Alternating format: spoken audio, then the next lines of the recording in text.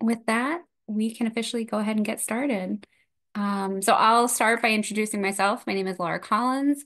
I'm the director for the Office of Scholar Development and Fellowship Advising in the Division of Student Academic Success.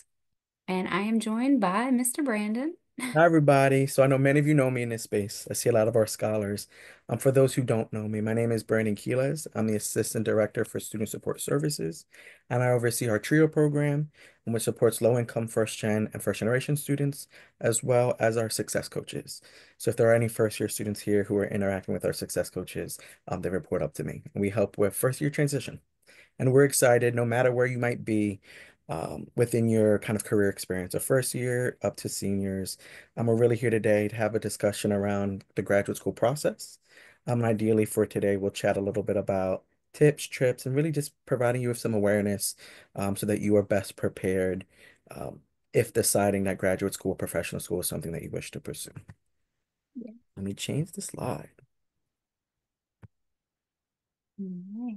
So as I had mentioned, really today's objective, and I think one of the most important ones, especially for those of you when Laura had asked to raise your hand if you're thinking about graduate school, is really thinking if graduate school is right for you, right? So you want to make sure that you are doing your due diligence, doing the proper research, and really contemplating, really academically, professionally, what will drive your why and your purpose, and that can help inform really if the graduate school is the right path for you to take at this time. I'll pass it over to Laura to see if she's anything she wants to add to kind of that piece. No, not necessarily that piece. Beyond a little further explanation of the work that we do in my office. So you can see that we're asking questions. Is this right for me? How does this match my goals? What are my goals? What pieces and components might I need to take that next step, whatever that looks like for you? This is a lot of the work that we do in the Office of Scholar Development and Fellowship Advising. Um, we serve students from the very moment that they arrive on campus as first year students, all the way through their undergraduate years, if you happen to continue on as a graduate student here, or once you've graduated and you are officially an alum of the institution, we still support our students.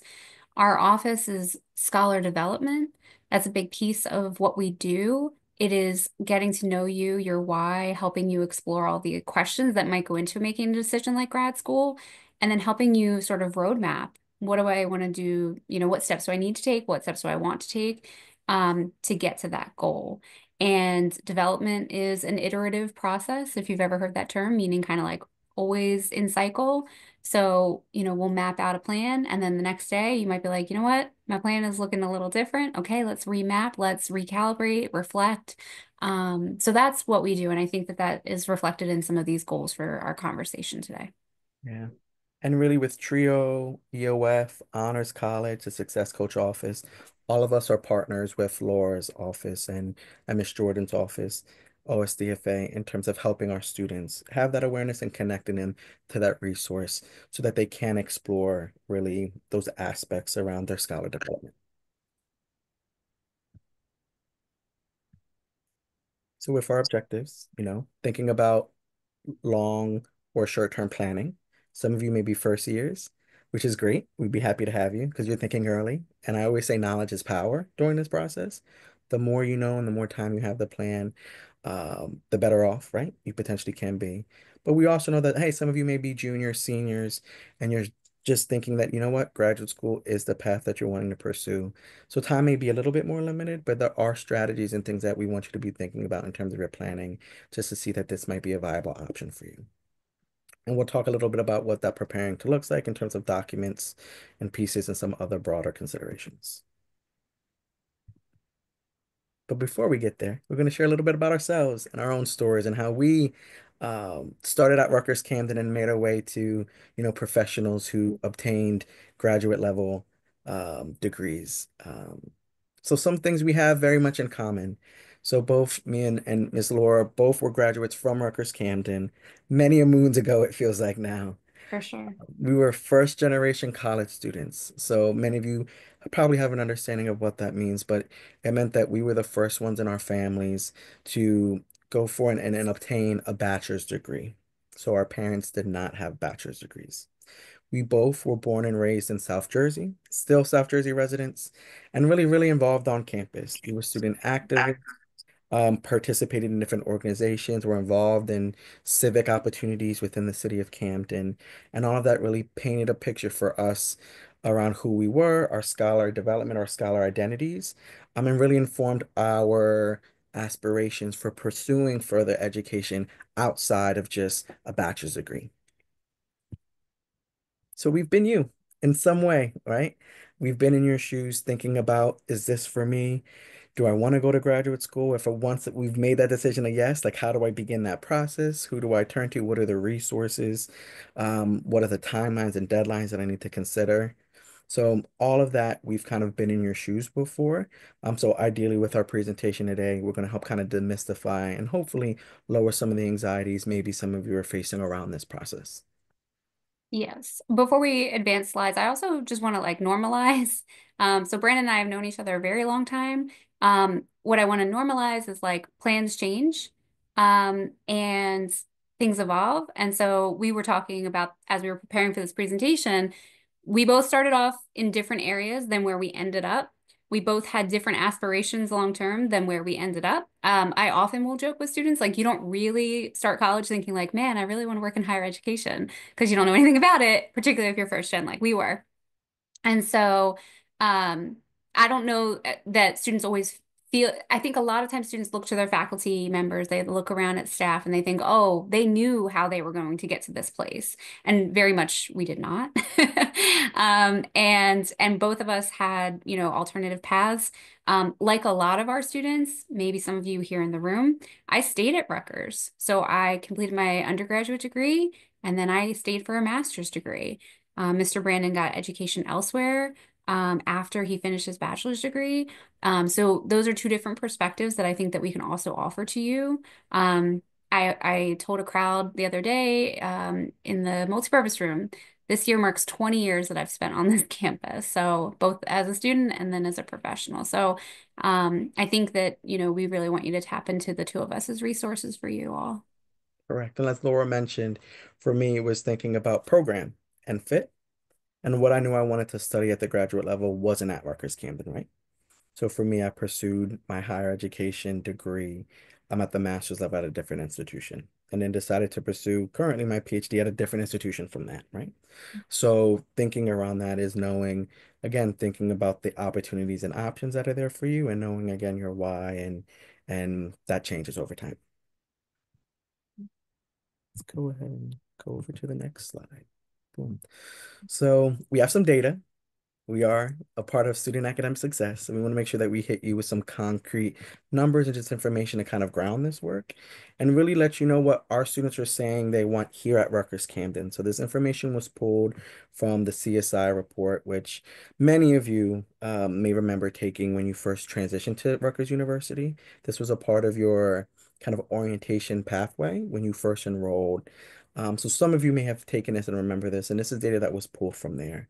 I'm going to pass it over to Miss Laura so she can talk a little bit about this data, and Yeah. how that really impacts the work. Yeah. So, one of the things that we do in our division is we ground everything that we program, we offer to students in something that they say that they want. So we need to know what the needs of our student population are before we, come up with a program. It'd be great for us to sit here and talk all day about, um, you know, careers in the circus. I don't know, making something up. But if no one's interested in that topic, then like that's not doing anyone any good.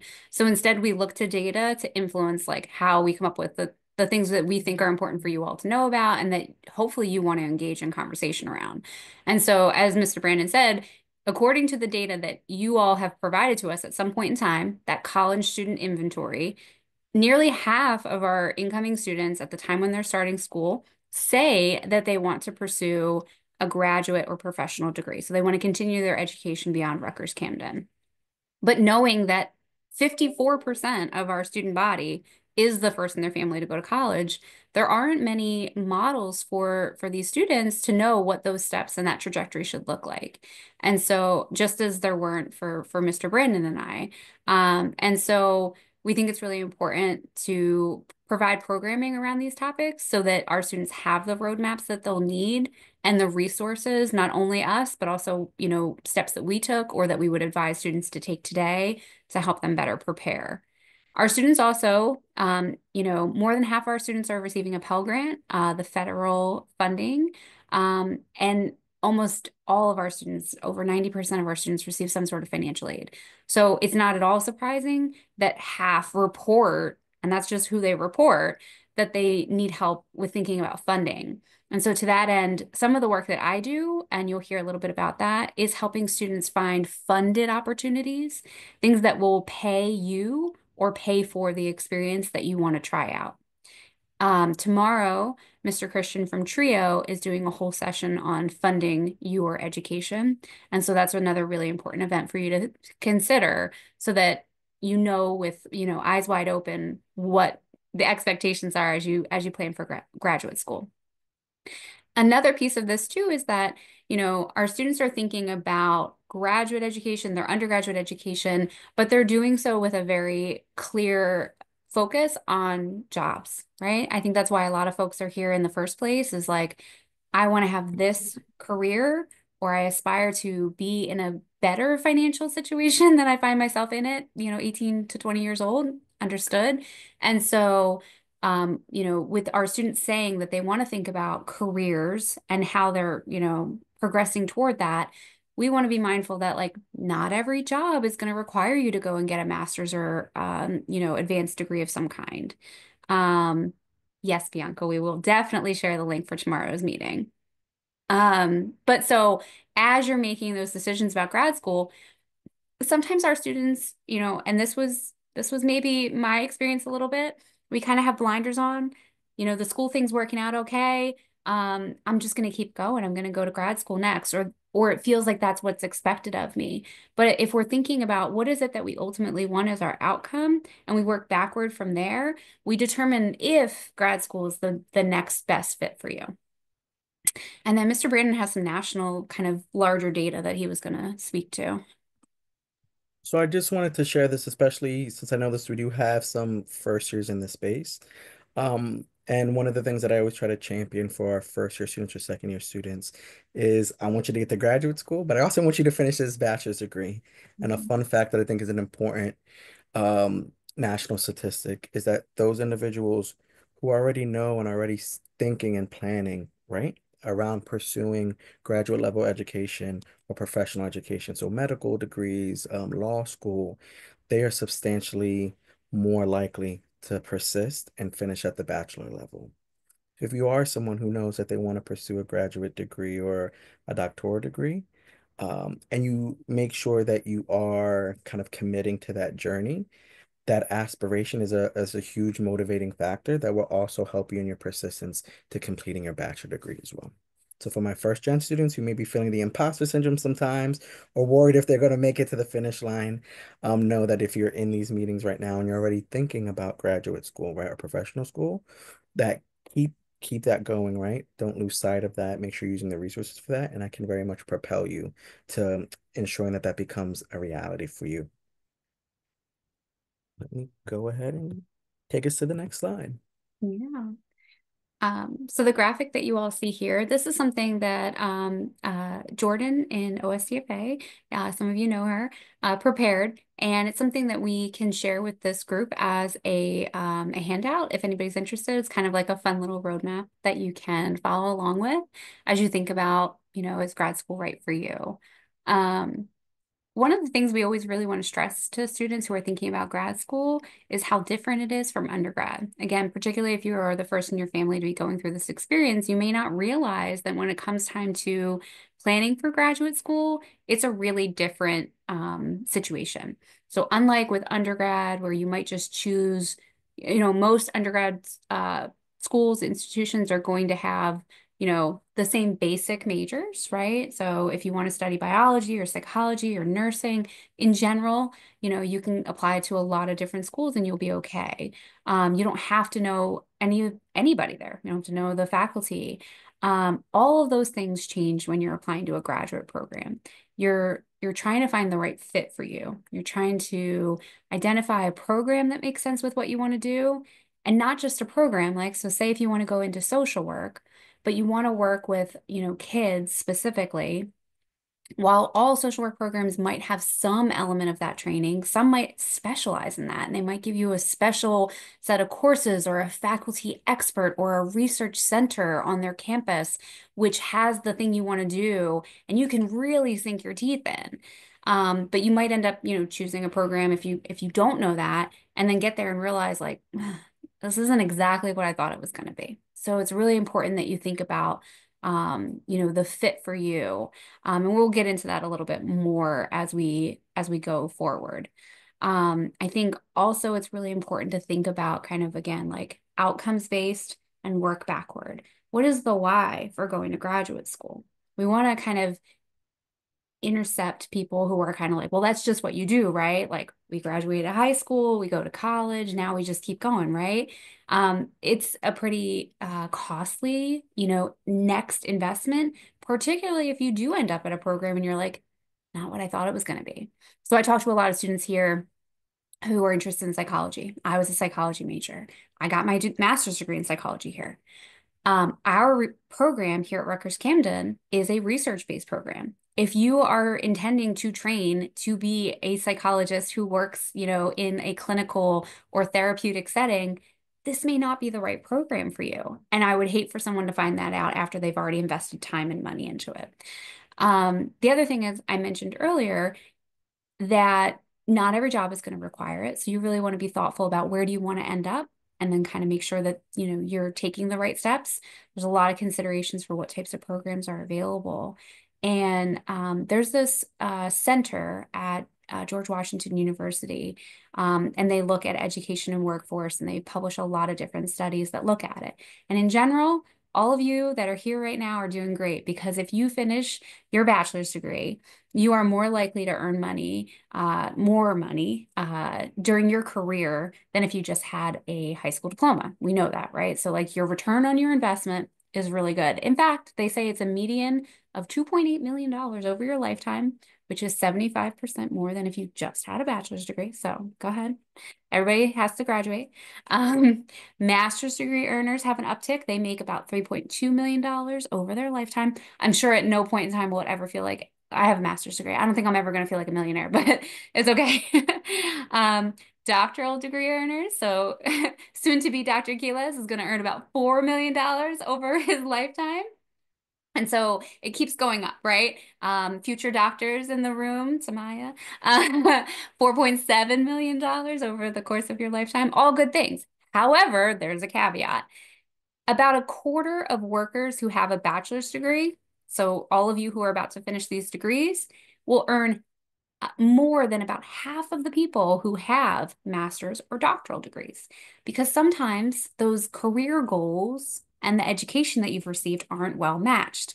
I've known people who went on and got a PhD and then ended up in a field that they really love, but it didn't require that amount of training or that amount of education. And maybe they're earning a little less than if they had gone into a different area.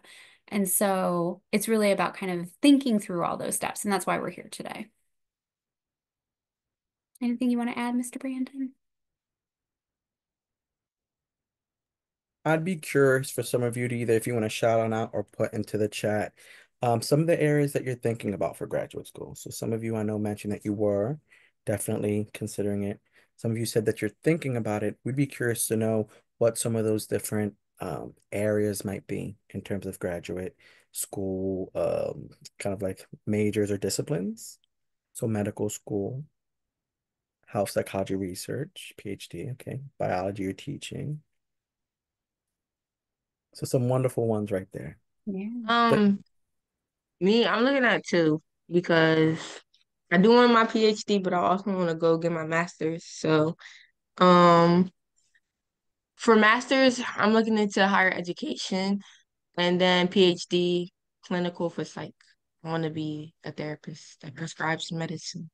okay. So we'll be doing that in a higher education space, maybe. So I think Hmm. that's worth kind of talking through, Tiara. But I'll use you as an example as you share. So you were thinking like higher education, right?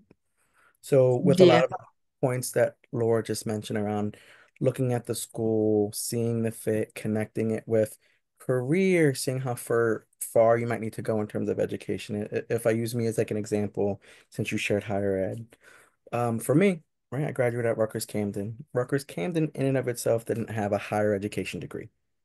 Now, further research shows that you don't necessarily need a master's degree in higher education to work in higher education. She's getting it. She's like, look at me, right? I My do degree not have a master's in higher is higher education, education. right?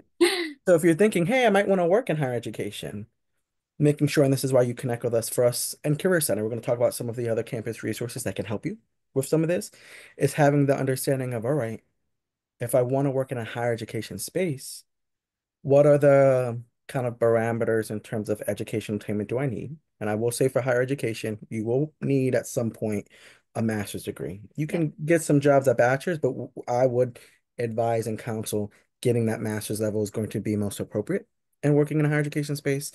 But it's having the conversation of what you might want to do in those spaces that can inform what master's degree you might need, right? Because I know I want to do administration and some of the pieces I found for me that that was an appropriate fit.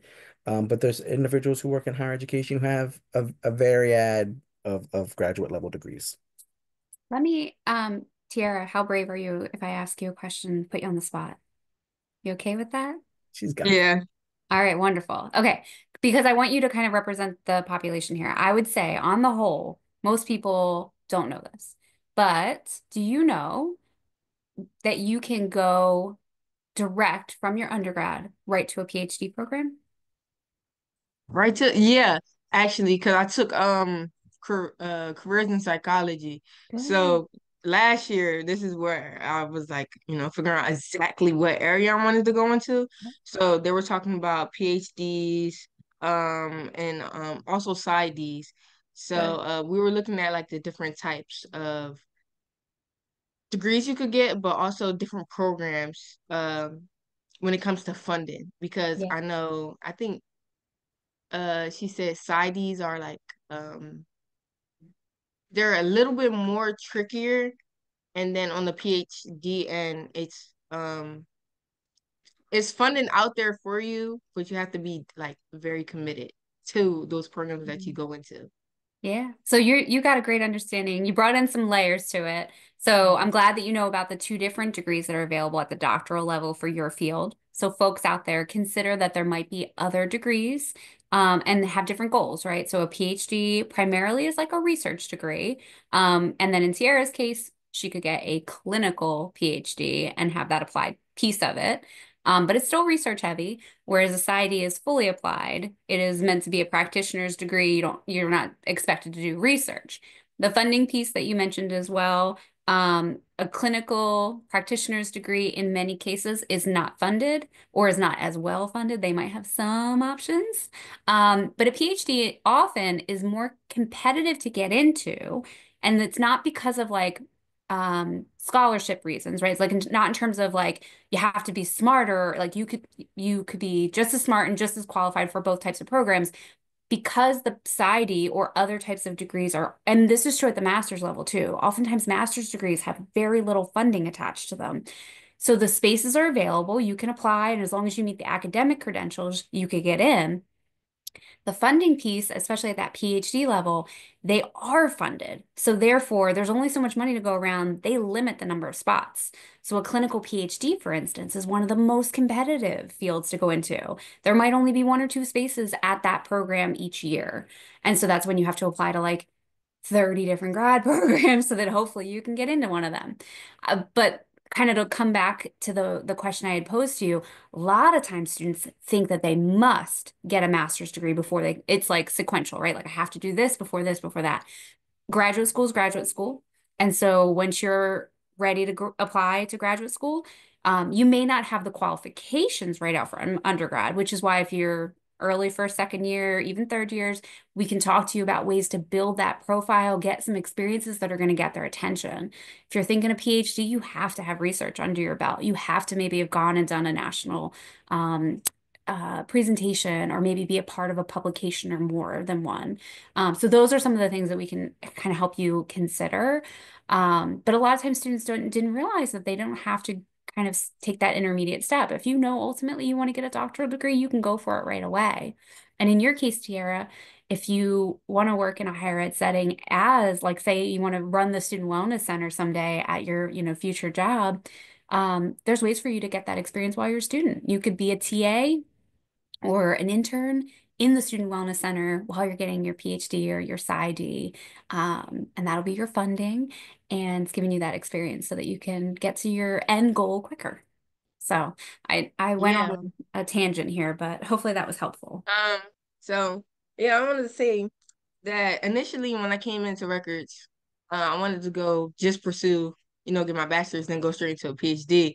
And then last year when I took careers of psychology and she broke it down, and I was like, so necessarily I don't have to go get a PhD. I could just go get a master's for the career that I wanted to go into. Because I was just assuming, thinking like, okay, for clinical, I gotta do this, then go ahead to go get my PhD. In reality, she's like, no, you could just do a master's depending on what area you want to go into.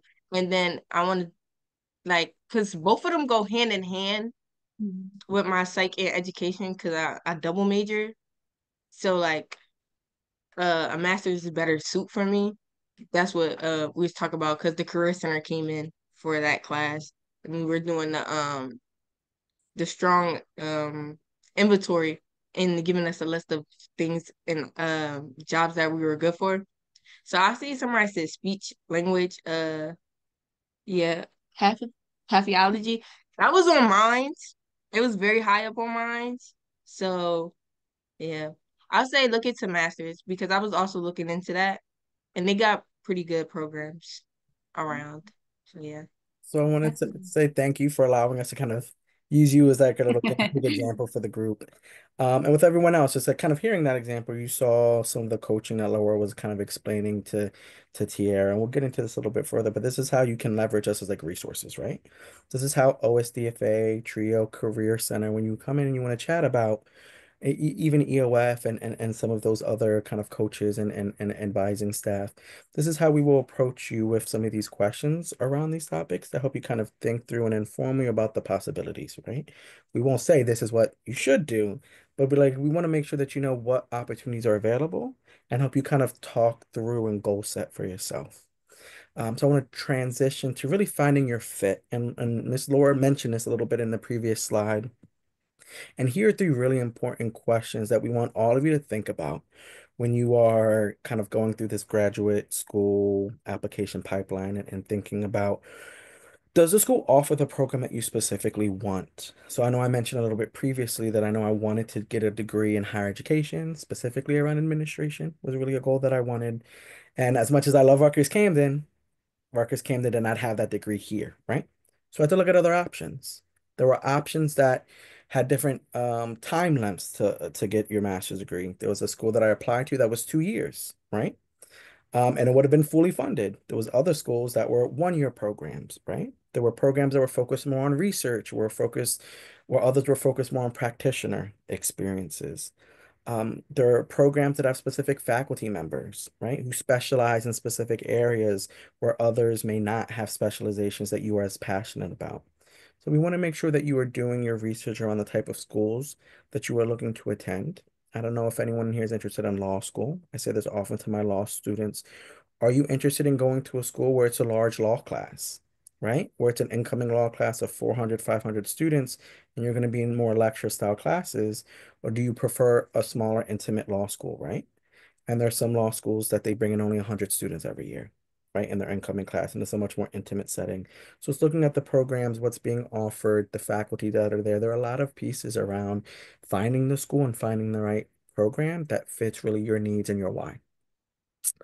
Next is, does your program meet your interests and needs? And I mentioned a little bit this in the first one, but with this and thinking about your interests and needs is thinking about costs, right? Thinking about Are you someone who has aspirations for a PhD, right? So is this master's program, if you're thinking of going there, is it offering you the research experience? Is it offering you kind of the opportunities to present at conferences, to maybe publish with a faculty member, right? Is that going to be the right program that's going to set you up for what you need? Miss Laura had mentioned that if you're interested in being a practitioner with psychology, right? Rutgers Camden doesn't have that type of a program. So is that going to set you up for the needs in terms of what your career aspirations are? And all of these pieces really fit around, are these schools a good fit? One of the things I tell my students when they are asking me, hey, Mr. Brandon, can you do a letter rec for me for said schools? I always say, wonderful, this is exciting. Did you spend any time to actually visit these schools? Did you interact with any of these faculty yet? Right? Have you been able to actually go on the campus, sit in on their open houses, ask questions of current students that might be there right now to get a sense of what the culture might be at like in that place? I think all of that are important pieces that you all can do now, even whether you're a first year or if you're a senior, finding some time to really dig in and to really see and envision yourself at this place within these programs. Because as Miss Laura mentioned, this is a commitment of time, energy, resources, and you want to make sure that you're applying and putting efforts to attend programs and institutions that really will provide you the tools and resources that you'll need to be successful afterwards. Miss Laura, anything to add? I would only just reemphasize that we're working backwards from the end goal. And so in our region, again, we said we're both South Jersey residents. We haven't gone terribly far. Mr. Brandon went as far as DC and back again. Um, and I haven't left our region. So I would certainly, I feel that need to stay in this area. We have family here, we have roots here. I get it. That said, if the ideal program or the ideal degree, like career, isn't in this area, or the schools that are in this area don't have what you want, don't be afraid to think bigger. So that might mean somewhere else in the country. Grad school is, 2, 3, depending on what your degree is, 4, 5, 6 years. But in the long term, if that's what you need to do to achieve your goals, then we should think about whether that's feasible for you. And I realize it won't always be for everyone, and that's okay. And we'll make do around those things. But not only is the country big, the world is big. And so when it comes to thinking about these things, some of the awards that I support could send you to the UK or, to Germany to get your degree in less time and for less money than if you were to stay here in the US. I know that's a big idea, particularly for all of us that are deeply rooted right here, but just something to kind of tuck away and think about for the future. I just want Um, to, oh, go ahead, dear. I also wanted to say, because when you're finding your fit in your grad school, when you're looking at them, for licensure, make sure it's licensed and you get your license at the end. Because some of the programs, they'll offer you like the education aspect of it, but they won't offer you the certificate. That's what something Miss Kavanaugh was telling us about when we were doing our search. Because we had to do a paper. Exactly. So it's looking at again what some of your aspirations are and are they going to meet those specific needs, right? If you know you want to be a teacher, most, not every state, states differ, but most states will require you to be able to test for licensure, right? And provide you with student teaching hours. Is the program setting you up for that, right? If you want to be a clinician, right? You want to make sure you're going through a program that's going to give you what you need that you can actually practice those pieces. So then you're not stuck saying, hey, I have this degree, but I don't maybe have the practical skills or the certifications or the knowledge to be able to impart and do those pieces. So thank you for calling that out, Tiara. And I also want to mention, because I know we probably have a lot of first gen students in this space, and I know the idea of kind of going far might feel very scary. But really thinking about and doing your due diligence on some of the industries that you are passionate about getting into. Yes, you can do, technology anywhere, but if you know you want to be a computer software engineer, Silicon Valley, California, I know that's the opposite side, but that's the beating heart of where those pieces are. And we really encourage you, especially those who are still younger in your kind of journey at Rutgers, freshmen, sophomores. Let's start looking at internships over the summer that might be out there in California for you to get a taste. of being out there to see if it's a fit.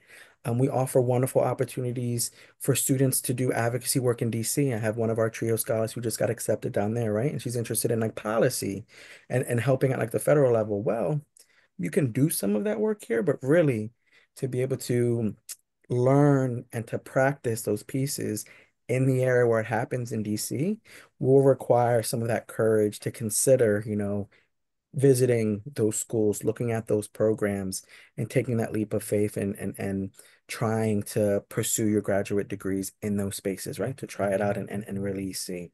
So I want to encourage that of our first year students. And if you're like, hey, I think I have some ideas around that, but I want to figure out if it's the right fit or see if there's opportunities I can get out there, chat with us. And I know Miss Laura's office does a lot of work around these types of experiential opportunities. If there are opportunities that you find, you can bring them to us and we can help connect you with either the Experiential Learning Fund or vice versa, to do our best to try to make this a reality for you, especially if you know it's going to help you in terms of your broader kind of career or graduate level goals. So I just Yeah, want to and put that just on the table for my scholars. I want to stress that a lot of the things that are in my world are funded. So going to DC for 6 weeks this summer That's will fine. not only earn you over $3,000 in your pocket, but they're also going to pay your moving expenses, give you housing, cover your meals. So when we say, hey, you should go to DC, and your first thought is, well, who can afford that? And, I have a job here and all these things. If you can imagine yourself going, that's all you got to be able to do. We handle the other pieces of it. We'll find you the resources that you need to make that happen. And in some cases, you're going to earn more money than if you stayed with, the position you might have here right now. And it's applicable in your field. So we just don't want those things to be barriers for you. Okay. I'll kick us off on this slide. Yeah, and I'm mindful of time. So this maybe feels a little intuitive, but as you think about applying, it's in your favor to kind of organize your thoughts, right? So making a list of the programs that you are most interested in, thinking about timelines, thinking about the materials that are required for the application. Does it require one letter of recommendation? Does it require three? Do they have to be from people who've observed you in the classroom? Can you have a character? All those types of things. And this is where, again, Mr. Brandon, myself, and some of our colleagues across the campus are really skilled in helping you navigate, like reading what's necessary. It's also a really good skill for you to develop as you're planning for graduate school. You're going to want to be very detail oriented, very organized. Some schools may require testing. So for instance, if you want to go to medical school, the MCAT is kind of non-negotiable. For law school, we're taking the LSAT. Unlike when Mr. Brandon and I went to graduate school, the GRE is becoming less, required in fewer instances. And so maybe that's not something that's going to be a barrier for you. So we want to be really thoughtful about that. I definitely know students who've said like, well, this program doesn't require a GRE, so it's higher on my list than another one. Making sure that you've identified enough programs, to kind of have a safety net, right? You need, those reach schools, the ones that feel really certain for you, different locations, all the things. So, yeah. Anything to add, Mr. Brandon? I don't think so. I would just reiterate again, especially for those who are early in your career. Again, time can be your superpower. Time can be really helpful in figuring these pieces out.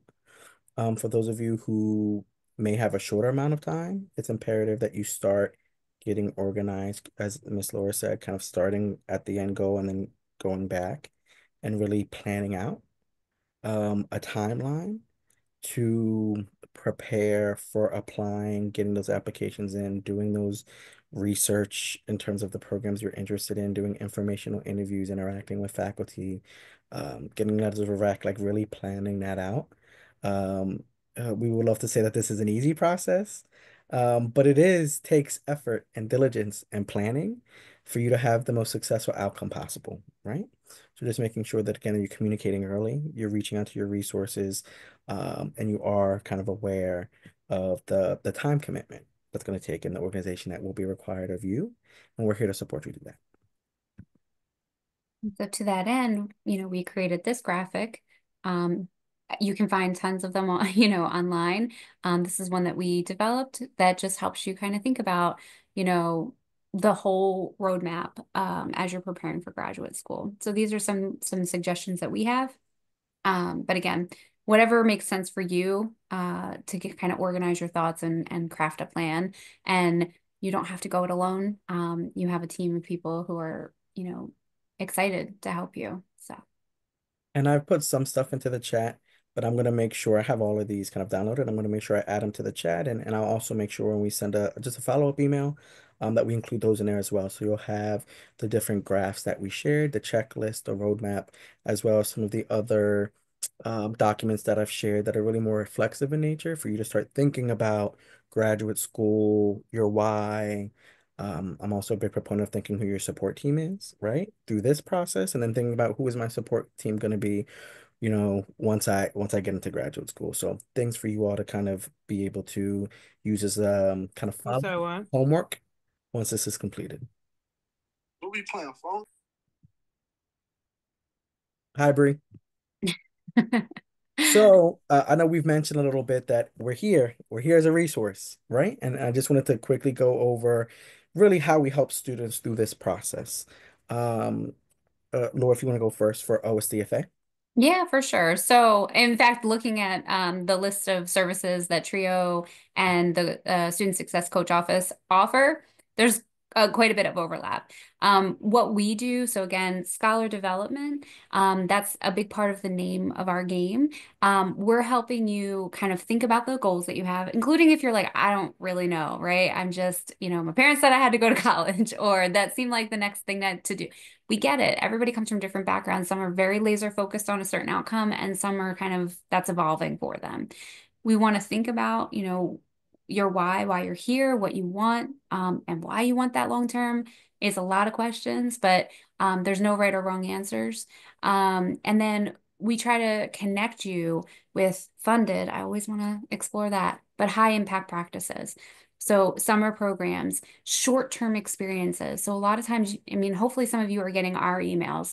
Um, Things like the Gilman Scholarship, which will pay for you to have a learning abroad. So if learning abroad was an interest that you had, but you were worried about the finances, but you receive a Pell Grant, great, you're qualified for the Gilman Scholarship.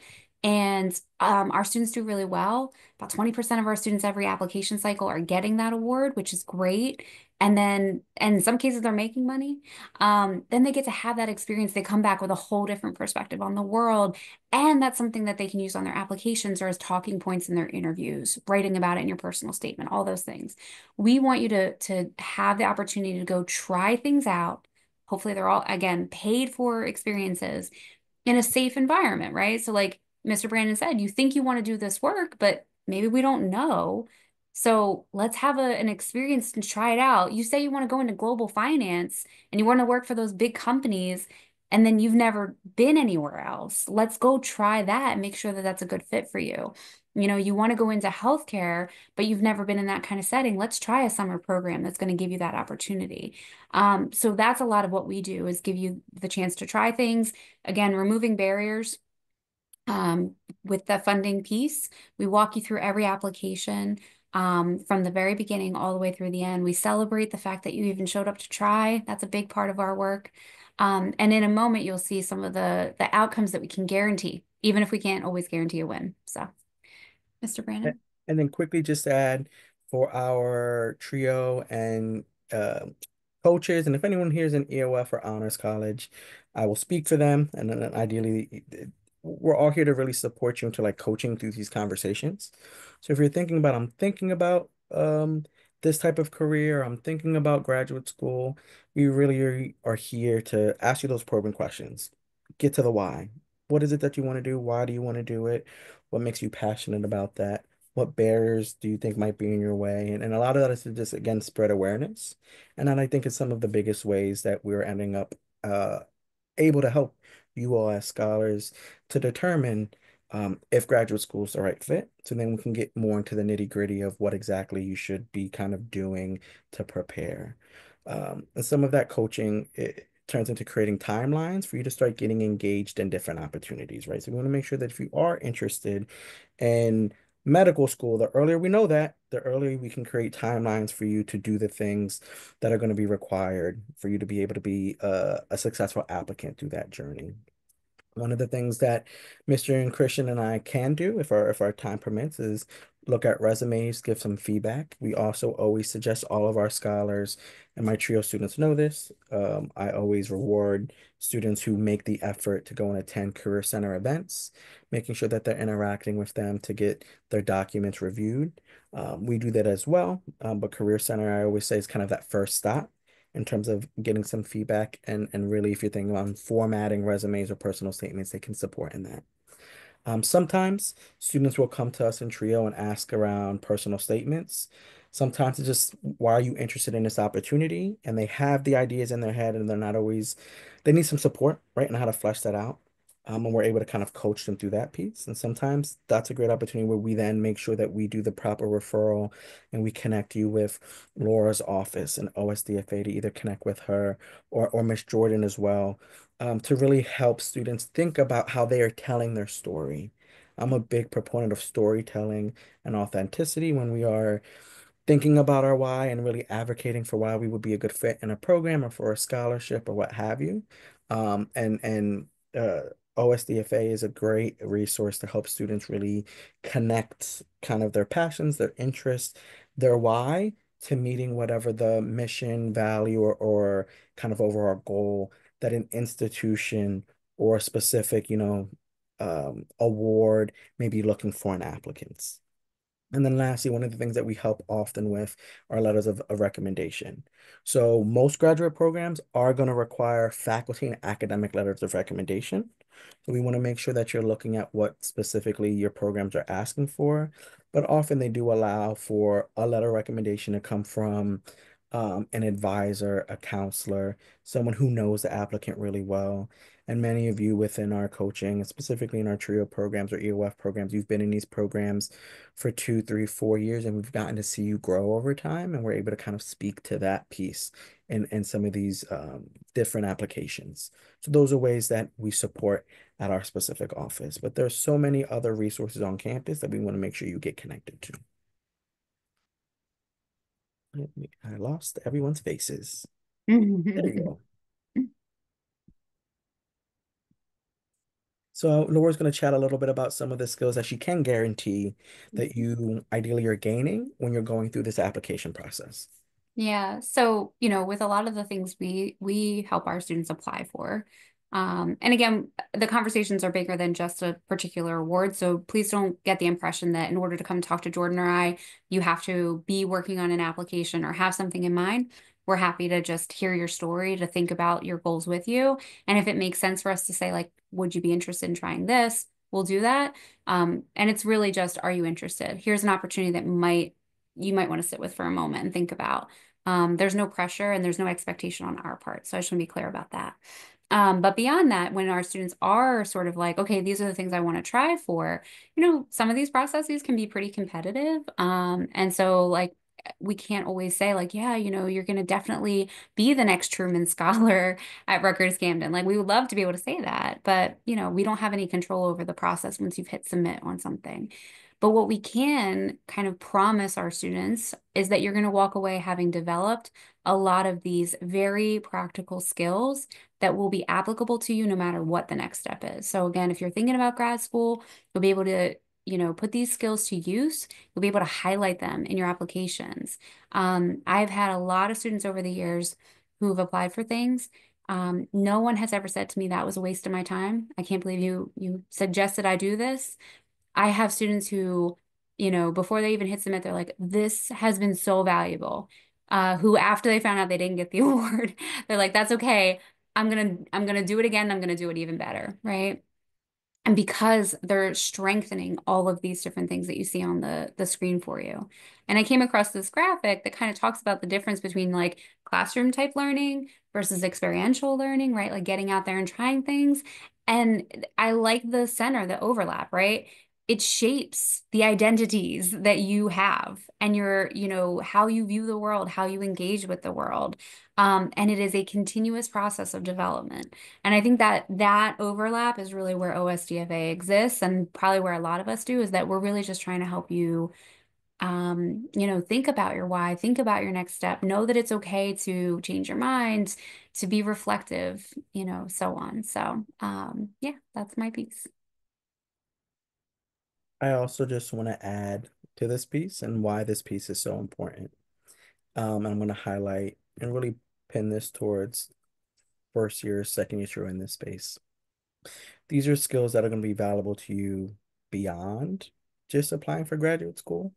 And one of the things that I would love for our first year and second year students in the space to think about is connecting with Ms. Laura's office, because a lot of the students who take advantage of some of the experiential learning opportunities that are offered are able to build upon these skills, and they end up building upon these skills that help them when they begin their graduate school process, right? So the idea of reflecting, identifying pieces, working on personal statements, working on their why, all these pieces that students often end up having to do, creating timelines, reaching out to faculty to build relationships with letters of recommendation. Many of these scholarly awards and experiential opportunities that OSDFA can help students, apply for. Students who go through that process gain some skills that then can be transferred when they are looking at graduate schools, doctoral programs, medical schools. So just further kind of plugging in the value, right, of engaging in some of these other scholarly activities. Because one, they're funded, right? And these give you opportunities to build your profile, but it also can also give you some of the skills that are going to be helpful when you are embarking on the graduate school application process journey. Some resources that we want to share with you all. Yeah. And the list that you see, or the two suggestions, right, on the screen are not exhaustive by any means, right? We could have gone on and listed like tons and tons of resources. But since we've been talking a lot about like starting from the end goal and working your way backward, if the end goal ultimately, like, for even if you're going to go to grad school, if you're going to go get your doctoral degree, it's in order to achieve some sort of outcome, right? So always start with that outcome. And for most people, that is career based. So whether you know what your interests are or you're kind of open to exploring, like I generally know I want to be in this kind of setting. I don't know what my options are within that. Um, a tool like ONET gives you an opportunity to look through different occupations. I continue all the time throughout my career to hear about jobs that I did not know about when I was a student. Sometimes those are suggestions of students, or our students go out into the world and they sort of just weave and snake their way through things. And then they come back and they're like, this is the job I have today. And I'm like, that is incredible. I didn't know that that was even a field, right? And so I think as first gen students in particular, like this might be a really good resource for you. Similarly, the Bureau of Labor Statistics has an occupational outlook that you can search through and sort of, we have an assumption that like fields like technology are not going anywhere anytime soon. Some of the core staples that we might, think about, probably pretty safe, but you can kind of look at these things and see what's trending, right? I have a degree in English. That's my bachelor's degree. I think that a lot of us, hear things like whether will that still be, valuable in the way that, it used to be, right? I would argue yes, but you know, with AI being able to write everything for everyone, are there going to be editors in the future, right? So having a tool like that to kind of give you a sense of like what the future might look like. And the other thing, and you'll see this again on the next slide in a moment, is to really familiarize yourself with the professional organizations in your field. This will also give you a sense of trends. So like what is being talked about among professionals who are already doing the work that you think you want to do. A lot of them have annual or, periodic meetings. And again, I think it's included on the next slide, but this idea that like you can join these organizations as a student member today.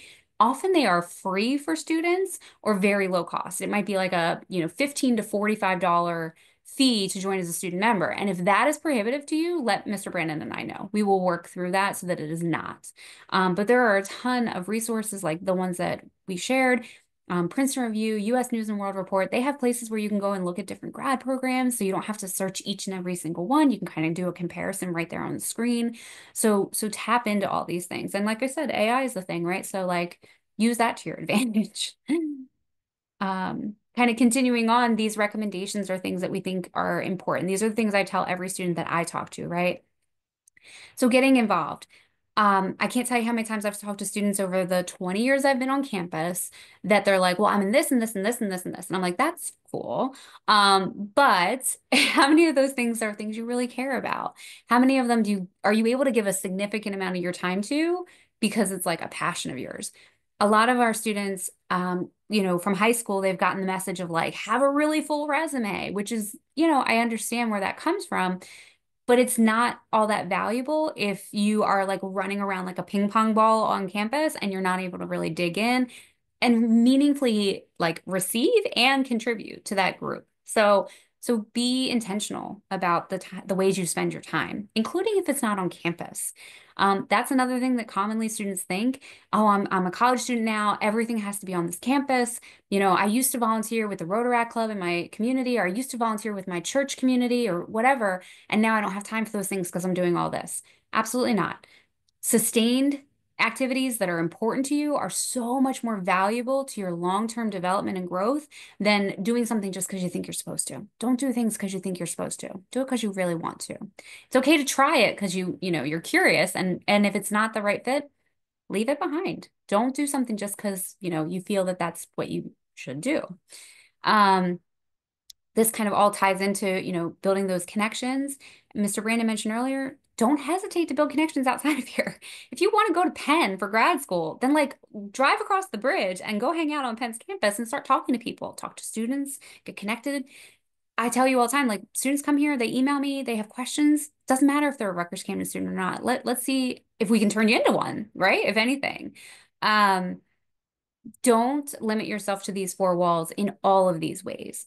You can take classes outside of your major on our campus, right? Of course, you have gen eds, but like use your education as an opportunity to really enlighten yourself. So don't be afraid to take something that's a little bit unexpected. Don't be afraid to fail it too. It's okay. We're going to recover from these things. I'm saying this as a, former assistant dean of the Honors College. Like it is okay to make mistakes. There's also tons of free resources like LinkedIn Learning and Coursera. And I know you guys don't have a ton of like spare time to be taking extra classes, but if there's something out there that you want to learn about and we don't have it here, maybe this is a free way for you to kind of explore that interest. And definitely experience the world. And so, we have the Learning Abroad program here, which is amazing. And there's, so many opportunities. But you're a Rutgers student. And as a Rutgers student, you can go through the study abroad office and you can have short-term experiences, summer, winter, embedded programs. You can have a semester, you can have a year. All of those things are available to you. There's also a ton of national awards that our office supports that would send you to the UK this summer for 3 weeks fully funded, that will send you to do 8 weeks of research in Germany if you're a STEM major, that will send you, so on and so forth, right? There's so many opportunities that you can engage in. We mentioned that we have Mr. Christian's event tomorrow, all about financing your grad school education. And we'll make sure everybody has the Zoom link for that after this event, or if Mr. Brandon has it handy and can drop it in the chat, that would be great. I also do want to do a quick plug. Next week, Jordan and I are hosting 3 focus groups. It's always the same thing, so just pick the date and time that works for you. The first 2 are in person, Tuesday or a Wednesday option, both during the free period. Both are going to have pizza. And then Thursday being virtual to accommodate people who maybe have scheduling conflicts at those other times. In all cases, what we're trying to get at is like, obviously, how can we help you learn about and utilize the resources of our office? But a big part of what we do is helping our students think about grad school. And so we want to know, like, what have your experiences been? Are you like Tiara, who had a great careers class and had a faculty member give her all kinds of really valuable feedback and tons of good advice? Have you maybe not had anybody who's ever mentioned in the 2, 3, 4 years you've been here anything about grad school? We want to hear all of it, the good and the bad, so that we can improve our processes for you and give you the best possible support.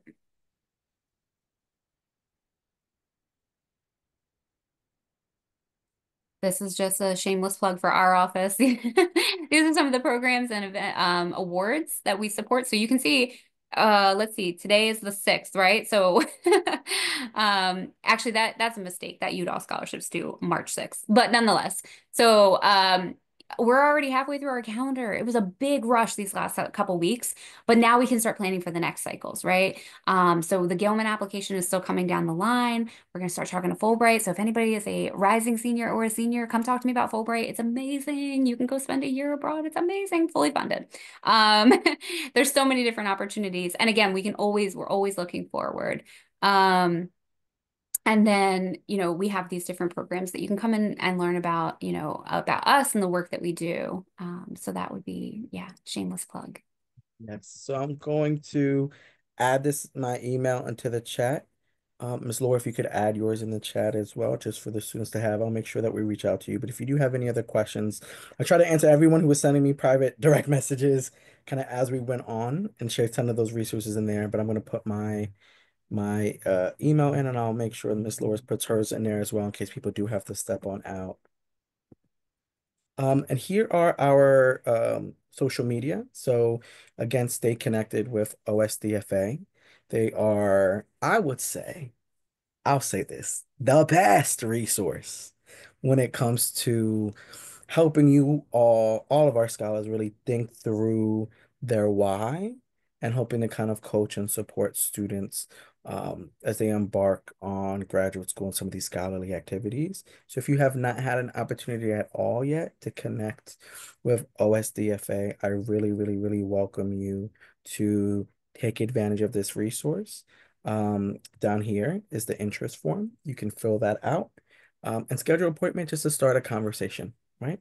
About maybe your graduate school interests, about what other passions or interests or identities you might hold, just to see if there's other opportunities for you to kind of explore at Rutgers and beyond, right? And again, her keeps saying her office and the supports that they offer for different activities typically are fully funded. Ooh, okay. Stop sharing my screen for a moment. So I do want to give an opportunity for anyone in the space who has a question about the things that we were chatting about today. We'll linger a little bit longer. I know some people may have class at 2 o'clock. So I wanted to make sure we ended it and gave some space for questions that scholars might have. Feel free to go off mic, share it with the group, or if it's something much more personal or you want to speak with us at a different time, that's why I wanted to make sure we have our email addresses in the chat. You can always reach out to us.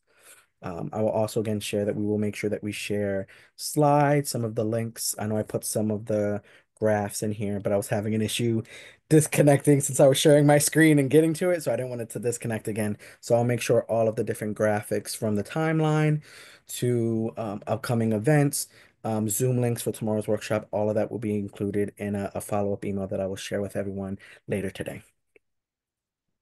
But questions?